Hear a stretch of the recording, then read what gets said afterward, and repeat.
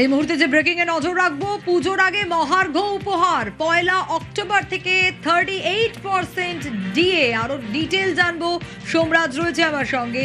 সোমরাজ, তাহলে কথা রাখলো রাজ্য সরকার? দেখো, মুখ্যমন্ত্রী শুভেন্দু অধিকারী আগেই ঘোষণা করেছিলেন যে 1 অক্টোবর থেকে 20% ডিএ বাড়ানো হবে। সেই 20% ডিএ বাড়ানোর নির্দেশিকা আজ রাজ্যের অর্থ দপ্তরের তরফে জারি করা হলো। এর আগে 18% ডিএ বাড়ানো হয়েছিল এবং তারপর বর্তমান সরকার আরো 20% ডিএ বাড়ানোর ঘোষণা আগেই করেছিল এবং যা রাজ্য বাজেটেও ঘোষণা করা হয়েছিল।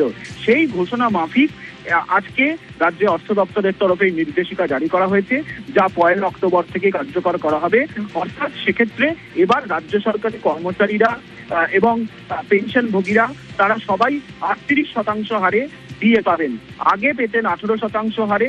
রাজ্য সরকারি কর্মচারীদের জন্য 1 অক্টোবর থেকেই 20% ডিএ বাড়ানোর ঘোষণা মুখ্যমন্ত্রী শুভেন্দু অধিকারী করেন এবং তারই নির্দেশিকা আজ রাজ্য অর্থ দপ্তরের তরফে জারি করা হয়। তুমি জানো, মুখ্যমন্ত্রী শুভেন্দু অধিকারী তিনি জানিয়েছিলেন যে পুজোর আগেই এই বর্ধিত ডিএর টাকা সরকারি কর্মচারীরা পাবেন, পেনশনভোগীরা পাবেন।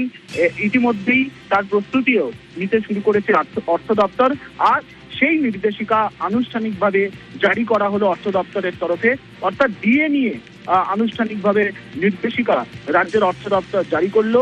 রাজ্য বাজেটে ঘোষণা মাফিক যে 20% ডিএ 1 অক্টোবর থেকে কার্যকর করা হবে, সেই 20% ডিএ এবং এর আগে সরকারি কর্মচারীরা আরো 18% ডিএ পেতেন।